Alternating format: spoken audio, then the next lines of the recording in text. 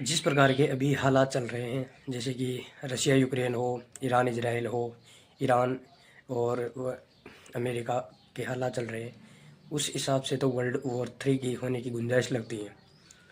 लेकिन अभी कुछ हाल ही में कुछ समय पहले ईरान के जो डिफेंस मिनिस्टर हैं, उन्होंने नरेंद्र मोदी जी को हॉट कॉल पर कॉल किया और उनसे ये बात करी है कि आप ब्रिक्स के बॉस हैं, तो उस हिसाब से इजराइल और यूएस से बात करके आप इस वॉर में थोड़ा सबमिशन ला सकते हैं, इसको रोक सकते हैं। तो और इधर हमारे ही पड़ोसी देश पाकिस्तान और अफ़गानिस्तान में भी मिनी वॉर छिड़ा हुआ है।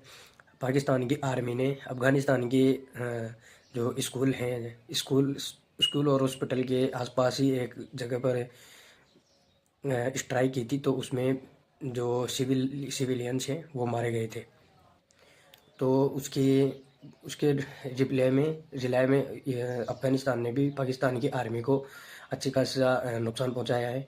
लेकिन पाकिस्तान के जो डिफेंस मिनिस्टर हैं उन्होंने ये बोला है, क्योंकि अमेरिका यूएस ने जो ये डिफेंस जो यूएस ने उनको पाकिस्तानी आर्मी को थोड़ा सा धमकाया था। तो उन्होंने धमकाने की वजह से जो यूएस के डिफेंस मिनिस्टर हैं उन्होंने उनके रिप्लाई में ये बोला है कि अगर यूएस से हमारे ऊपर हमला करता है तो हम भारत के ऊपर हमला करेंगे। जबकि ये कहीं से भी कोई जायज़ नहीं है कि अगर यूएस हमला करे तो हम उसका बदला भारत चलेंगे। जबकि भारत का तो इस किसी भी युद्ध में भारत का कोई भी मतलब कोई हाथ नहीं है। वो चाहे रशिया यूक्रेन हो, इजराइल और ईरान का हो, पाकिस्तान या अफ़गानिस्तान का हो, किसी में भी हमारे हमारे देश के किसी भी डिप्लोमेट या किसी भी मंत्री या किसी का कोई ऐसा बयान नहीं है जिसके कारण से युद्ध छिड़ने की कोई आशंका हो। जबकि पाकिस्तान का तो हमेशा हमेशा से ही रहा है। एक बार जब अटल बिहारी वाजपेयी ने फरवरी में जो वो एक बस चलाई थी, समझौता नाम की, ऐसे ही कुछ नाम था, मैं नाम मिस कर रहा हूँ, ऐसी कुछ बस थी, तो वो चलाई थी। तो फरवरी में तो वो बस चलाई और मार्च में ही पाकिस्तान की आर्मी और उधर से ही जो आतंकवादी वगैरह हैं उन्होंने जम्मू कश्मीर में हमला कर दिया था। तो पाकिस्तान ऐसा है कि इस हाथ तो वो खा लेता है, उसी हाथ को वो काटने में तैयार रहता है, ऐसा है पाकिस्तान।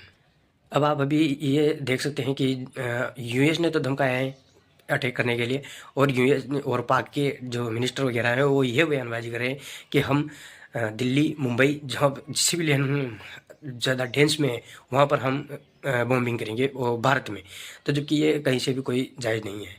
लेकिन अगर वो ऐसा करते हैं तो ऐसा करने का पहले बात तो उनको ऐसा कोई मौका मिलेगा नहीं, और अगर ऐसी करने की कोशिश भी करते हैं तो उनको पहले से ही समझा दिया जाएगा हमारी भारतीय आर्मी के द्वारा। जैसे कि अभी पहलगाम अटैक में भारत की आर्मी ने उनके कम से कम नहीं तो 30 से 35 जो स्टे हैं, उनके जो आतंकवादियों के अड्डे हैं वो उड़ाए थे, और उनको अच्छा खासा नुकसान किया था। वो तो अच्छा हुआ कि वो जो मिनी वॉर चल रहा था वो रुक गया, क्योंकि नहीं तो यहाँ के तो भारतीय आर्मी ने तो ये फिक्स कर लिया था कि जो पाकिस्तान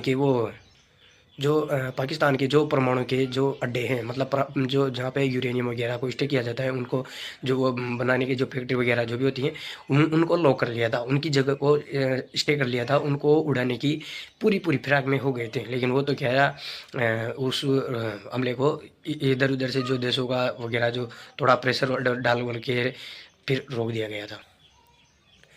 ईरान को सब लोग मतलब थोड़ा हल्के में ले रहे थे, लेकिन उन्होंने भी एक बात वाकई में जो मैं कहना चाहता हूँ कि ईरान ने बिल्कुल भी यूएस के सामने घुटने नहीं टेके।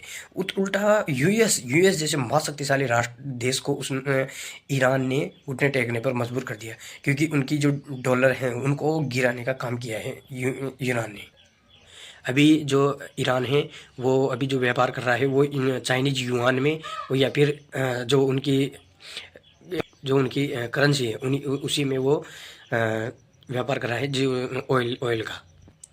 और मुझे स्ट्रेट जो है वो भी क्योंकि ईरान के कब्जे में है, क्योंकि पूरा का पूरा जो तटीय इलाका है वो वहीं से होके पूरे के पूरे ऑयल के जहाज वगैरह निकलते हैं, तो वो उन्हीं के कंट्रोल में ज़्यादातर होते हैं। हाँ, तो मैं बस लास्ट में कहना चाहता हूँ कि आप इन सब जियो पॉलिटिकल जो डिसमिस हो रहा है उसको आप किस तरह से देखते हैं, कमेंट में अपनी राय दें। और लास्ट में मैं एक सवाल आपसे पूछना चाहता हूँ कि मान लो अगर ईरान इसी तरह वापस रिटालिएट करता रहा इजराइल और यूएस के खिलाफ, तो क्या यूएस और इजराइल दोनों मिलकर मतलब फ्रस्ट्रेशन में आकर क्या ईरान के ऊपर एटम एटम बॉम्बिंग कर सकते हैं, मतलब परमाणु हमला कर सकते हैं? रिप्लाई कमेंट में कीजिए।